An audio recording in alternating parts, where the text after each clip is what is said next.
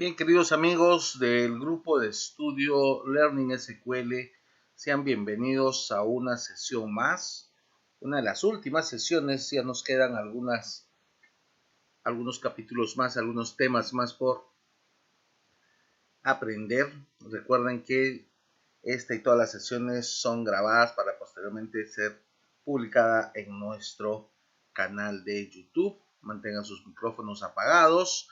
Esténse muy atentos. La sesión de hoy promete bastante, no solo por el expositor, sino también por el tema, muy interesante. Están invitados a escanear el código QR para ingresar a nuestro grupo de Telegram y mantenerse con las novedades y últimas noticias del mundo de la data. Nuestro canal de YouTube tenemos todas las sesiones de todos los grupos de estudio, Power BI, Learning SQL, Dama, que acabó hace un tiempo, pero todas las sesiones están grabadas allí.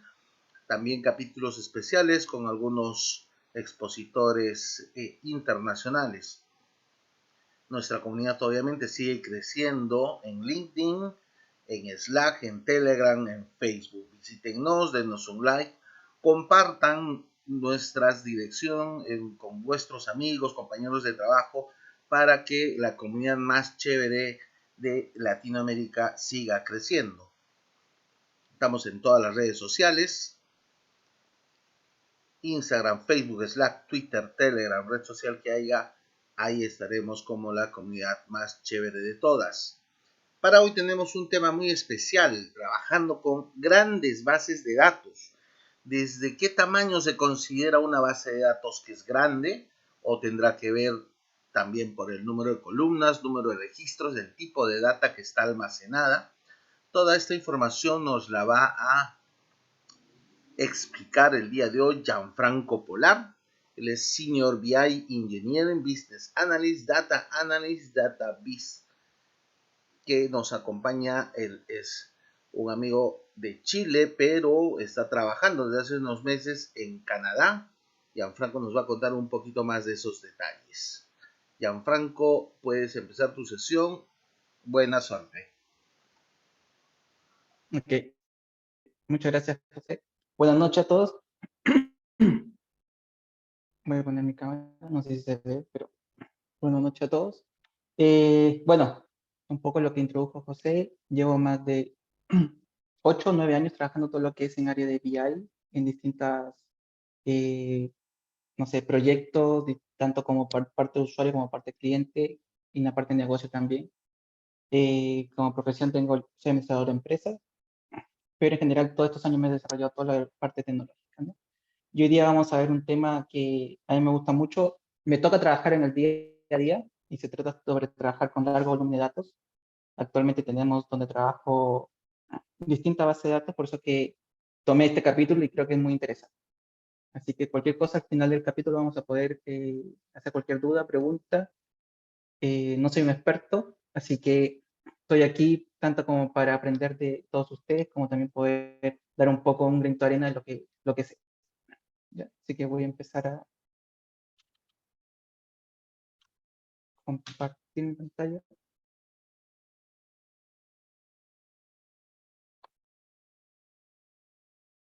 Ya, me avisan si se ve, por favor. Sí, Gianfranco, ya la estamos viendo en pantalla. Ya, perfecto. Ya, entonces un poco el programa de lo que es hoy día es el capítulo 17, que es trabajando con largo volumen de base de datos, de los cuales tenemos 4 puntos principales. El primero que vendría a ser el partitioning o el particionamiento, ¿no? Vamos a hablar sobre los conceptos, qué es una tabla particionada, qué es un índice particionado, los métodos, los beneficios que trae esto. Después vamos a hablar un poco sobre clustering, que se usa mucho o que se escucha mucho el día de hoy, ¿no? Ya de hace un tiempo. El sharding, y luego al final vamos a ver un poco del tema de Big Data y conclusión un poco de todo este capítulo, ¿no? Y este capítulo es importante porque como que te da el input para el capítulo 18, ya donde ahí se ve un poco más en detalle lo que se habla justo lo que se ve por parte del autor en este capítulo. Entonces, voy a partir primero mencionando como un poco la gran pregunta que muchas veces se hacen es, ¿cuándo exactamente uno sabe que una tabla comience a iniciarse como muy grande. Si uno le pregunta esto a muchos arquitectos de datos o arquitectos de base de datos, cualquiera que trabaje con base de datos va a tener como que muchas respuestas. Cada uno, según su experiencia, va a decir, ok, para mí es por estas razones, para mí es por otras razones. Pero en general, siempre cuando se hace, y el autor lo menciona, cuando se hacen preguntas, se dice, tengo 6 puntos principales que es como la que todos cruzan. Es como lo mismo cuando uno habla, ejemplo, de cloud, cuando uno habla de distintas herramientas, siempre hay algunos puntos importantes que es cuando todos están de acuerdo. Entonces, uno de ellos podemos decir que cuando yo voy a hacer ejecución de consultas que requieren escaneos completos de una tabla, la típico table scan que yo tengo que hacer una consulta en la base de datos y tengo que escanearme toda esa tabla, ahí yo puedo decir ya que, ok, el gran volumen de datos que tiene esa tabla ya está como que fuera de lo normal o es algo que yo podría considerar que ya es grande, ¿no? Ya tiene muchos registros. También cuando tengo que hacer creación o reconstrucción de índices, porque cuando yo creo los índices, por ejemplo, en una tabla que está vacía, no es lo mismo que cuando yo creo unos índices o reconstruyo unos índices que tengo más de 1 tera de información. O, no sé, más de 1 millón de registros de por sí ya te vuelve pesado. Lo mismo que cuando voy a archivar o eliminar datos, ¿cierto? No es lo mismo hacer un delete de un filtrado exclusivamente de una tabla de cierta información, hacer no sé, un delete, un truncate de toda la tabla completamente. Otro punto ejemplo es la generación de estadísticas, tanto de tabla y de índice.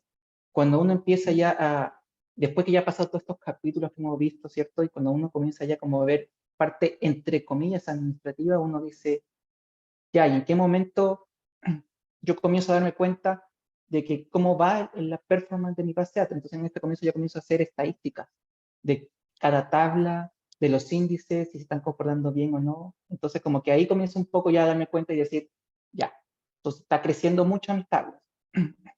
Otro punto importante, ejemplo, es la reubicación de tablas. A veces pasan de un espacio de trabajo, ¿no? De un table space a otro. Por las performance, por cómo uno va administrando la parte de la arquitectura, ¿cierto? De todo tu sistema. Entonces, como que uno va ahí midiendo todo eso. Y, por supuesto, como último punto súper importante, el tema de los backup, ¿no? De la copia de seguridad de los datos. Entonces, cuando ya terminamos y nos enfocamos a la parte administrativa o el pensar en estos 6 puntos, ya es cuando nosotros decimos, no, ya nuestra tabla de la base de datos ya está creciendo ya mucho. Entonces, nosotros tenemos que hacer algo, ¿cierto? Entonces, ese algo vendría a ser particionamiento, ¿ya? Esta es una frase que me gusta mucho y que la suelo siempre decir, es, más vale prevenir que lamentar. Y muchas veces en este mundo tecnológico, a veces depende los sistemas. Ahora, obvio que por el tema de la escalabilidad y todo, el reclutamiento, Cloud te permite hacer mucho el tema de que, ¿sabes qué? Ya se cayó una base de datos, me voy a apuntar a otra. Pero antiguamente no pasaba eso. Entonces, siempre es importante hacer cualquier cosa para prevenir cualquier falla que venga a un futuro. Entonces también podemos ver, como dice abajo, ¿cierto? Que la mejor manera de evitar que se produzcan este tipo de problemas administrativos al momento, ¿no? De toda la administración de tu base de datos en el futuro es dividir estas tablas en porciones, en pedazos, o lo que más se conoce como partición, ¿ya? Entonces, siempre se recomienda hacer cuando se crea la tabla por primera vez. Si yo tengo una base de datos eh, desde cero, desde scratch, ¿cierto? De nada, y la voy a crear, siempre se recomienda cuando yo estoy creando todas estas tablas, poder poner ahí todos los particionamientos. Se puede hacer cuando la tabla ya está creada. No hay limitaciones en ese sentido. La única limitación va a ser la performance de tu tabla, la performance de todo tu sistema de base de datos. ¿Por qué? Porque puede costar muchísimo, ¿cierto? Si estás en la nube te puede costar tantos segundos o tantos minutos y el nivel de que tú de tus costos, ¿cierto? Y si estás en premise, igual te puede costar que no esté consultándose, tiempo perdido, y etc. Entonces, como que es súper importante siempre saber que en este mundo es más vale prevenir que lamentar, aunque muchas veces uno en el día a día al final trata de solucionar los problemas. Entonces, ahora enfoquémonos en el concepto de particionamiento. Quise poner este dibujo porque si se dan cuenta aquí tengo una tabla tradicional.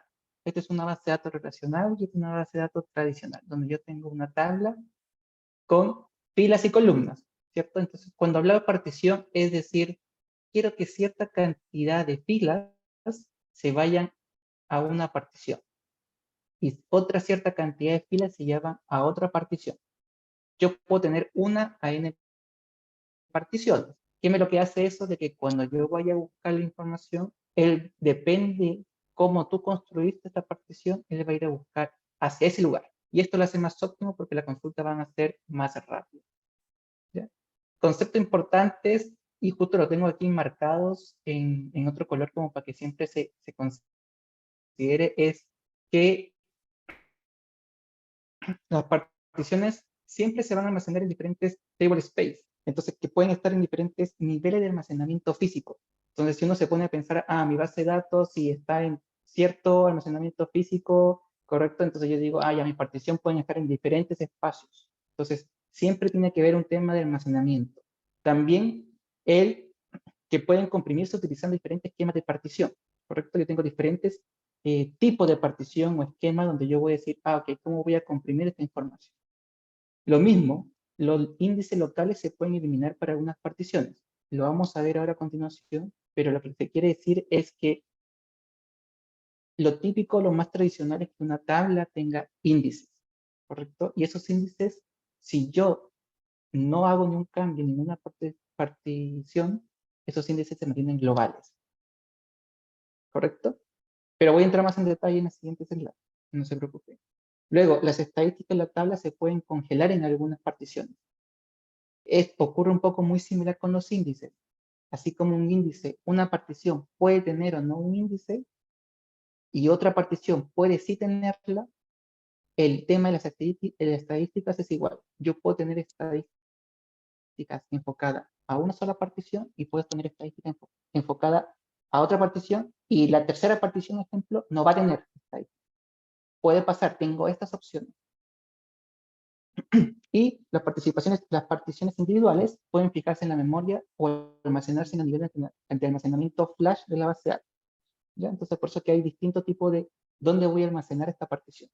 Pero lo importante como concepto principal es que es tal cual o muy similar a lo que se muestra en esta imagen. Tengo una tabla, columnas y filas, y estas filas me las llevo hacia otra tabla, por así decirlo, que es una partición, se le denomina partición, y después yo voy a hacer consulta a esa partición. Acá es el punto que yo justo le mencionaba con la tabla, el particionamiento de tabla, ¿ya? Aquí a la izquierda, como verán, esta es la típica tabla original que todo el mundo maneja en una base de datos, ¿correcto?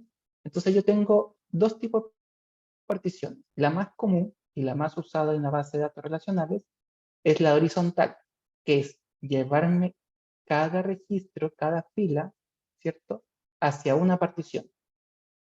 Pero también existen las particiones verticales, que yo me llevo columnas y las voy separando en particiones. La diferencia entre uno y otro es simplemente de que uno lo puedes automatizar, ¿correcto? Y la otra es manual, porque tú tienes que estar haciendo la parte de particionar qué columnas y qué columnas no, ¿ya? Como se ve aquí justo en este punto aquí abajo, el particionar horizontalmente te hace necesitar sí o sí un partition key, que es una clave de partición. Entonces, en este caso nosotros podríamos decir que nuestra clave de partición podría ser para este ejemplo que está aquí, el customer ID, ¿ya? Entonces, eso va a hacer que esta columna pueda después ser utilizada para cualquier función de particionado.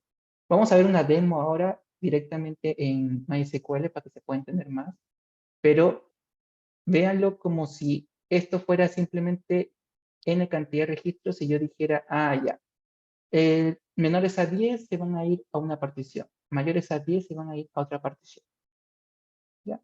Pero al usuario final, lo único que tiene que hacer es hacer el filtro por la partición. Pero para la parte administrativa, la parte quien desarrolla, quien administra todo esto, sabe qué particiones están trabajando por detrás. ¿Okay? Va a quedar más claro en los ejemplos. Si tienen preguntas, igual me pueden interrumpir en medio. Entonces, ya vimos lo que es el particionamiento de tablas. Entonces, ahora vamos al particionamiento de índices. Toda tabla tiene o un índice particionado o no particionado. ¿Ok? ¿Por qué? Porque o tiene índice o no tiene índice, por así decirlo. ¿Ya? Entonces, ¿qué es lo que yo le digo aquí? Le digo, yo quiero que mi tabla particionada tenga índice y mantenga el índice que venía a la tabla principal o no. Entonces, cuando yo mantengo ese índice de la tabla principal, ejemplo, vamos acá, y esta tabla de ejemplo, ¿cierto? Tiene el índice principal. ¿Ok? Yo le hice índice por Customer ID, ejemplo. Entonces, ¿qué me dice que el particionamiento global es? Si yo no voy a hacer ningún cambio a todas mis particiones que tenga, que pueden ser una a n, ¿correcto? Yo voy a dejar esa partición como global. Se le denomina global. Un índice particionado global. Pero si yo digo mi partición número 1, le elimino el índice, mi partición número 2, le mantengo el índice, mi partición número 3, le mantengo el índice, dado que una no tiene índice, ya se llaman índices particionados localmente. ¿Por qué? Porque unas tienen y otras no tienen. Esa es la diferencia. Si todas las tablas mantienen la misma partición, mejor dicho, el mismo índice particionado, se mantiene como global, o se le denomina un Global Partition Index. Pero si a unas particiones le digo no, a otras le digo sí, a esas se mantienen como Local Partition Index. Cada tabla particionada va a tener su propio índice, único para esa partición. Ahora, método de partición. Ahora vamos a verlo directamente en MySQL y lo tenemos 4 principales. El particionamiento por rangos, el particionamiento por listas, el particionamiento por hash y el particionamiento compuesto, que es la mezcla de dos, de más de uno en este caso, porque compuesto pueden ser dos, ¿no? Entonces yo podría tener, ejemplo, un range con un hash. ¿Ya? Vamos a la demo, la tengo aquí. Y, me olvidé, denme un segundo. Table.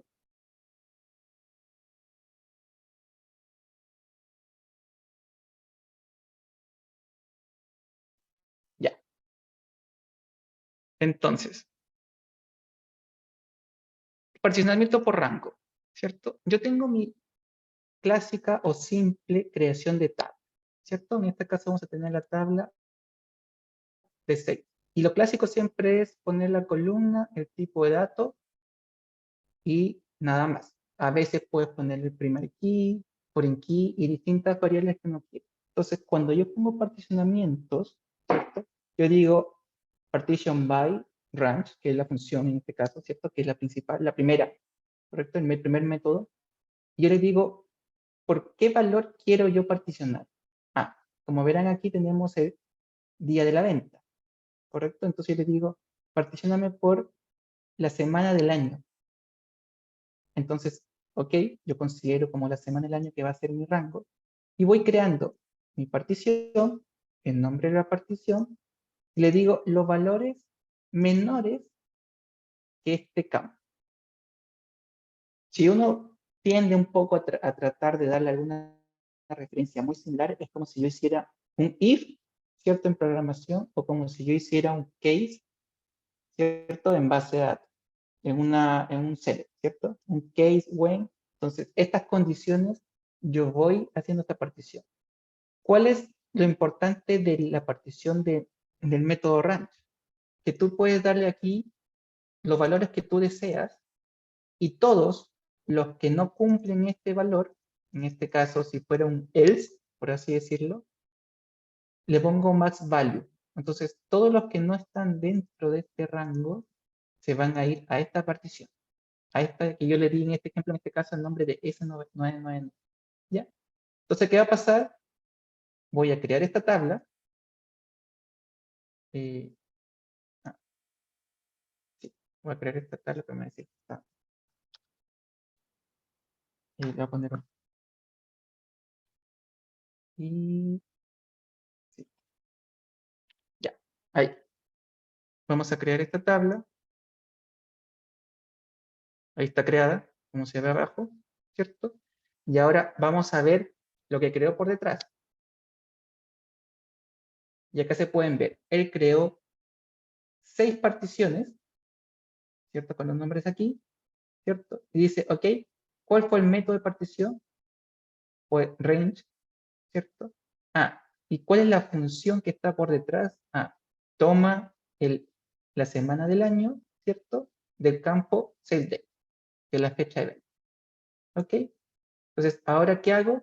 Digo, pero yo quiero agregar más particiones, que es lo que a veces, lo típico que pasa. O yo quiero, ¿sabes qué? Me olvidé y necesito agregarle una o dos más. Entonces, permite hacer un alter table y reorganiza las particiones. Entonces, creo 2 más, ¿cierto? Pero sigo manteniendo el último como el max value. Si yo ejecuto esto, ahí terminó. Si vuelvo a leerlo, ahora tengo más. ¿Ya? Entonces, me permite alterar la tabla, ¿cierto? Modificarla, sí. Una vez que está creada, me permite modificar la tabla. Vamos a poner datos de muestra, ¿cierto? A esta tabla, pero si se dan cuenta, el insert va a ser un insert tradicional. Es como si yo hubiera creado una tabla tradicional, ¿cierto? Y voy a hacer un insert a los campos. Ahí los insertó. Y ahora solamente como muestra, estoy haciendo una consulta, que aquí estoy haciendo la función concatenar, ¿cierto? Y que me cuente de la tabla, ¿cierto? Voy a cambiar la tabla. Un segundo. Y que vaya a decirme cuántos valores hay en cada partición. Si yo ingresé en 18 de enero de 2020 y yo ingresé el 7 de enero de 2020, él lo más probable es que me lo ubique en la posición 2 y en la posición 5, que me dice que la semana del año tiene que estar entre la sexta semana y la segunda semana, o la tercera semana, ¿correcto? Entonces, si yo veo dónde lo guardó, ah, ah, me equivoqué aquí, disculpe, ahí está. Lo inserto en esa mi tabla de partición, la R de rango, y voy a consultar. Y ahí podrán ver. La primera fila la insertó en la partición número 2. ¿Por qué? Porque el 18 de enero lo más probable que haya sido la tercera semana del año 2020. Y el registro, que es el 7 de febrero, ¿cierto? Lo puso en la sexta semana, en la partición número 5.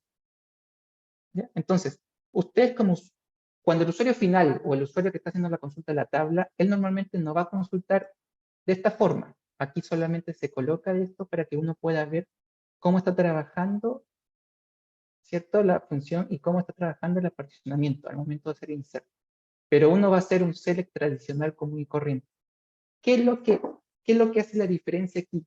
Que cuando yo hablo de particionamiento, ¿correcto? Yo voy a ir a hacer la consulta a la base, a la tabla, por el campo que particioné. Entonces, siempre voy a tener que agregarlo a mi where. Siempre. Va a ser el primer. Voy a hacer select asterisco from, ejemplo, esta tabla, where, y le voy a decir qué partición, búscame. Porque así automáticamente va a ir y va a decir, ok, busco esta partición y va a consultar solamente esa tabla. No va a ser un escaneo de toda la tabla completa. ¿Correcto? Entonces, de esa forma trabaja el range, en el sentido de que yo le doy particiones según el campo que yo desee, ¿cierto? En este caso estoy utilizando como clave principal la fecha de venta, y todo lo que no esté dentro de ahí va a estar en el max value. En este caso, en la partición 999. ¿Ya? Ahora, el siguiente método es particionamiento de lista. ¿Qué quiere decir? Que aquí yo le voy a dar los valores directo o en bruto, como se dice, ¿no? Entonces yo voy a hacer lo mismo. Creo mi tabla, ¿cierto? Y yo le digo, ok, voy a tomar el campo de región, ¿cierto? El código, y le voy a decir, Norteamérica, quiero que estén los valores USNE, USSE y todos estos valores. Europa, quiero que esté estos valores. Asia, quiero que esté estos valores. ¿Ya? Entonces, el de lista te permite a uno manualmente decirle que cree la partición según lo que uno desee. ¿Ya? Entonces, si yo ejecuto esta consulta, ahí se creó, y ahora voy a guardar datos en esa misma consulta, en esa misma tabla que acabo de crear, y un error. Si se dan cuenta, hay un error. ¿Por qué? Porque dice, la tabla, el valor de la lista no tiene una partición en la tabla. Yo agregué aquí Corea. Como Corea no se encuentra en ninguna de estas particiones, me da error y no lo voy a almacenar. Entonces, esta es la diferencia entre el de partición, método de rango y método de lista. Método de rango te permite todo lo que no esté en este grupo, ingresarlo en el último. Mientras que en el de lista no. Y esto hace que cada vez que uno agregue algo nuevo, tenga que estar tocando la partición. ¿Cierto? Y como también se puede alterar mediante la partición reorganizada, yo voy a agregar Corea. Ahí le agregué Corea.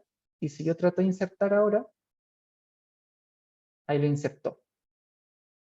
¿Ya? Entonces, si veo,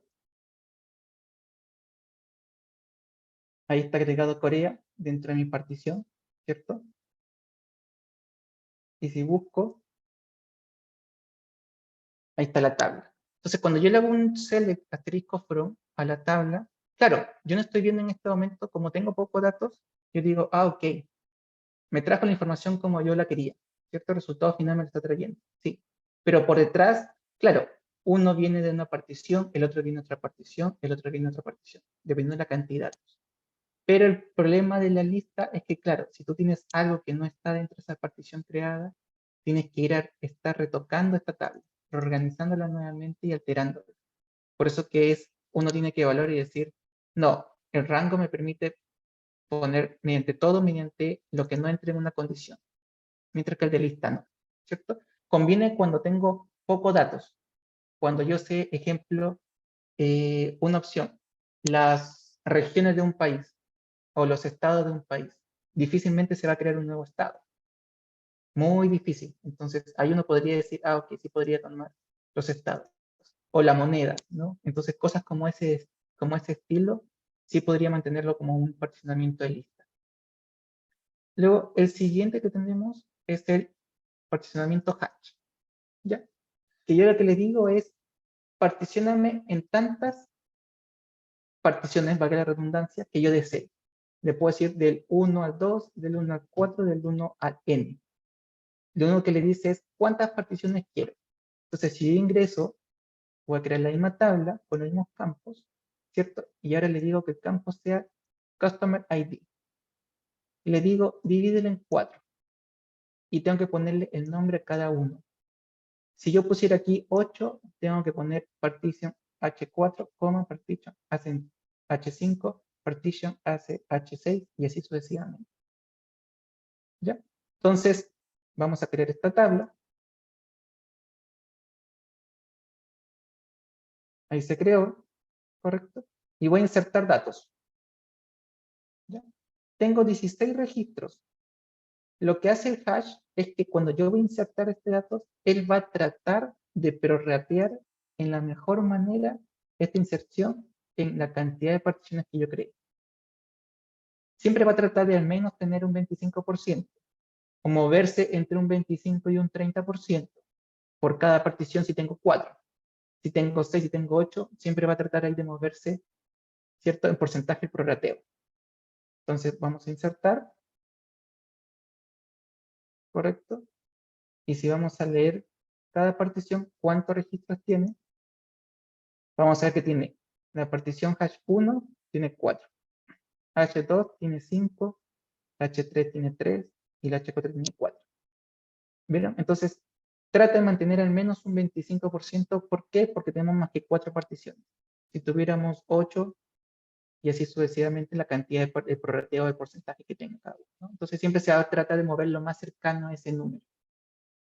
Esa es la diferencia con el hash, que tú le das la cantidad de particiones que tú desees y él automáticamente lo hace por detrás. no le especificas una condición en particular y siempre vas a poder tener los datos. No tienes que estar alterando la tabla, la partición como si lo podrías que hacer en la lista o en el rango. ¿Ya?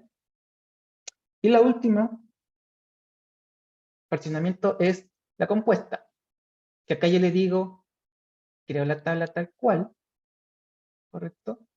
Vamos a actualizar aquí para que se vean las tablas. Y aquí le digo, ok, particioname por rango, ¿cierto? Tomamos el mismo, la semana del año, el date, y ahora particionamos por una subpartición por hash y por el campo custom. Entonces yo voy a particionar como estaba al principio y a esta operación le voy a dar un tamaño de 4 subparticiones. Entonces así voy a tener una partición y subpartición, ¿cierto? Supongamos, no sé, es como si fuera aquí, le digo cierta cantidad de registros en base, no sé, a una región y adentro fueran las ciudades. O sea, de ese estilo es como una agrupación, una subagrupación. Padre. Y así yo creo mi tabla con todas estas particiones y como mantengo la de rango, siempre voy a tener el max value, que vendría a ser todo lo que no entra arriba, ¿cierto? Agregarle a una partición. Creamos esta tabla. Ahí la creo correctamente. Perdón. Y ahora ingresamos los 16 registros que teníamos anteriormente. Lo insertamos. Y ejemplo, y si consultamos la partición S3, que vendría a ser esta, ¿cierto? Vamos a ver. Me dice, ah, ahí tengo 7 registros. 7 registros entraron en esa partición. ¿Y por qué? Porque lo más probable es que esos 7 registros estén comprendidos en la semana 4, la cuarta semana del año, ¿correcto? Pero ahora ya me voy a ir, ejemplo, al S3H3, que vendría a ser la subpartición de acá. Que si acá yo tengo 7 registros y aquí tengo 4 subparticiones, él de alguna forma ha prorrateado la cantidad de registros que debería haber en cada partición. Puede que en este caso sea un registro o puede que tengamos 2 registros en esa partición. ¿Cómo los comprobamos? De esta forma. ¿Correcto? Como fuimos a leer, el S3H3 tiene 2 registros. De los 8 que teníamos, de los 7 que teníamos, 2 fueron mandados al H3. Por ende, los otros 5 están prorrateados entre el H2, aquí, el H2, el H1 o el H4. Ah, sorry, aquí, de nuestra partición S3. Entonces, esos son los 4 métodos, ¿cierto?, que tiene el particionamiento. Por rango, ¿cierto?, que te permite editarlo, pero nunca vas a perder un registro. Por lista, que tú tienes que estar especificándole si es que hubo un cambio en una lista, tienes que estar alterando siempre la tabla. Por hash, que te dice la cantidad de particiones que tú deseas y va a prorratearlo de una forma para insertar esa cantidad de registros. O la combinada, que es, ok, tengo 2 y tengo que combinarlo de alguna forma esos 2. ¿Cierto? En este caso tomamos un range y tomamos un hash. Volvamos a la presentación. Entonces, bueno, aquí están las queries que se utilizaron, tanto para el particionamiento range, para el particionamiento de lista, para el particionamiento hash, ¿cierto?, y para el particionamiento compuesto. Beneficio de particionamiento es que uno de los beneficios es que es posible que solamente necesites consultar una partición y no tengas que estar particionando toda la tabla. Supongamos, experiencia, en el trabajo actualmente, cuando quiero buscar cierta información y el particionamiento está por fecha, año, mes, ejemplo, voy a buscar solamente este año y mes, porque como yo sé que es información que cambió algunos datos, pero el registro está cada mes, voy a buscar este año mes. Entonces la búsqueda va a ser mucho más rápida y más óptima que estar haciendo un escaneo de toda la tabla, independiente que tenga índices o no. ¿Ya? Otro, cuando ejecutas una consulta que incluye condiciones de filtro, ¿cierto? Cuando le pones al select y le pones todos los where posibles, el servidor automáticamente va a comprobar la metadata con la que se construyó esta tabla. ¿Ya? Entonces, en base a eso va a decir, ok, tengo que ir a buscar este particionamiento. Y este particionamiento puede tener índice o no. Ok. Él ya sabe por detrás todo el proceso que está haciendo. ¿Ya? Por eso que es importante, como lo mencioné al principio, es que el particionamiento se cree al principio cuando uno crea la tabla y no al final. O mejor dicho, o no entre el medio. Porque más que todo que tu performance puede verse afectada. Más que todo. ¿No? Después, desde un punto de vista administrativo, ya si uno lo pone como un administrador de base de datos, uno de los principales beneficios de la partición es la capacidad de eliminar rápidamente datos. Supongamos que yo tengo la partición, está particionado mi tabla por año. Y esta es una entidad bancaria donde tengo los registros o los movimientos bancarios de hace 20 años. Sale una ley que dice que actualmente solamente se necesita los últimos 10 años. Pasados 10 años ya no es válido, por así decirlo. Entonces, yo puedo decir, voy a borrar el particionamiento de los años anteriores y solamente mantengo los particionamientos de los años actuales. Esa eliminación va a ser mucho más rápida y mucho más óptima que yo ir a una tabla que no tenga particionamiento y hacer un delete from where, ¿cierto? La tabla where los años sean, ejemplo, menor al 2010. Porque ahí va a tener que hacer un escaneo y va a tener que eliminar todo. Eso va a ser mucho más costoso, ¿cierto? Y mucho más lento y no es óptimo a comparación de que si yo tengo particionado, por ejemplo, por año, automáticamente voy a eliminar los años, la partición de los años y listo. No afectó el rendimiento para nada. Los usuarios van a seguir consultando las tablas y todo como si nada hubiera pasado, ¿no? Es mucho más óptimo. Ahora, obviamente depende mucho del servidor y cómo esté construido, porque estas ciertas particiones que estamos viendo aquí son un poco las que están enfocadas en MySQL. El particionamiento o los métodos de partición que ocupa, ejemplo, en Oracle o SQL Server o otra base de datos puede variar un poco, pero conceptualmente vendría a ser lo mismo. ¿Ya? Y otra ventaja también es el tema de la actualización. Así como yo puedo eliminar particiones hacia atrás porque ya no me la necesito, esto también me permite actualizar ciertas particiones. ¿Sabes qué? El año 2022, el mes número 5, mayo, ¿cierto? Los datos vinieron erróneamente por algún motivo. Ya. Entonces voy a actualizar solamente esa partición. O puedo actualizar el mes mayo y el mes de abril simultáneamente y no tengo que estar preocupándome de los otros meses. O puedo decir, particioname toda la tabla y en lugar de hacer un update por toda la tabla, ¿cierto? Va a hacer un update automáticamente por cada partición. Entonces lo hace simultáneamente. No está preocupándose un poco de que, tengo que ir a recorrer, escanear la tabla y comenzar a hacer por todo el registro, ¿cierto? Tiene otra forma de hacer, porque está particionado. Esos son los principales beneficios del particionamiento de las tablas. Más cuando ya uno sabe que está trabajando con base de datos un poco más grande.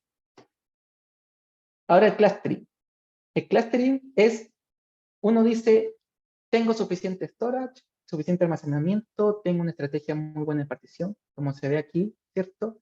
Yo digo, ok, y tengo una gran cantidad de datos en una única base de datos relacional. Y todo funciona muy bien. Mejoró, se volvió óptimo. Pero ¿qué pasa ahora? Que mi sistema ahora recibe consultas de no un usuario, miles de usuarios. Ejemplo, cualquier, no sé, una startup, un e-commerce, entonces comienza a recibir una cantidad de usuarios consultando la base de datos. Entonces ahí ya no me sirve mucho el tema del posicionamiento. Aquí necesito un poco más de performance completa de los servidores.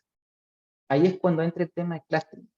Pero aunque se sabe que cuando hablamos de cluster y un tema ya de todo lo que es la arquitectura, ¿cierto? De todo esto, es un poco más amplio. Aquí nos enfocamos en el compartido de disco. Entonces, ¿qué va a hacer? Que yo voy a tener esta cantidad de usuarios tratando de conectarse a esta base de datos, pero yo voy a tener 2 nodos o 3 nodos o distintos nodos o distintos clústeres, ¿cierto? Pero todos van a apuntar al mismo disco compartido donde está la base de datos. Todos apuntan a la base de datos, solamente que le doy un poco más de rendimiento. ¿Ya? El más común o el más utilizado, por así decirlo, yo creo hasta hace unos años atrás, era Oracle Exadata, ¿no? Que era como que uno de los más que se ocupaba porque era el que más óptimo o el vendor más que había trabajado mucho en esto, hacer el tema de los clústeres con esto. Hasta que llegó un poco Facebook, Amazon y Google y dijeron, ¿sabes qué? Como que no, vamos a mejorar un poco eso, ¿cierto? Y los usuarios, los clientes se dieron cuenta de que necesitaban un poco más allá. Después está el sharding. El sharding lo que hace es un tipo específico de particionamiento que no se utiliza mucho ahora, no es muy óptimo porque hay que hacer muchas configuraciones, es mucho más tedioso al momento de trabajarlo y administrarlo. Y lo que hace más que todo es tener distintas clústeres, pero de base de datos. Entonces, como que yo tuviera mi base de datos 1, mi server 2 de base de datos, 4 bases de datos, y yo voy a, por una clave valor, por una clave, un key, ¿cierto? Yo voy a decir, es como el particionamiento horizontal. Este registro ve esta base de datos, este registro ve esta otra base de datos, este registro, en lugar de ir a tablas de particionado, va a ir a base de datos. Entonces, imagínense estar, ahora tengo que cruzar la información de esta base de datos, ¿correcto? Una de las opciones podría ser un link server, pero no es como que lo más óptimo. Entonces, como que esto lo hace un poco menos en desuso y lo hace un poco menos óptimo para cuando yo quiero implementar mi sistema. ¿Ya? Por eso es que sale lo que es el tema de Big Data, ¿cierto? Entonces, como ya se supo, el usuario trató de indagar bien el tema de las particiones, todo, y ahora viene el tema de Big Data.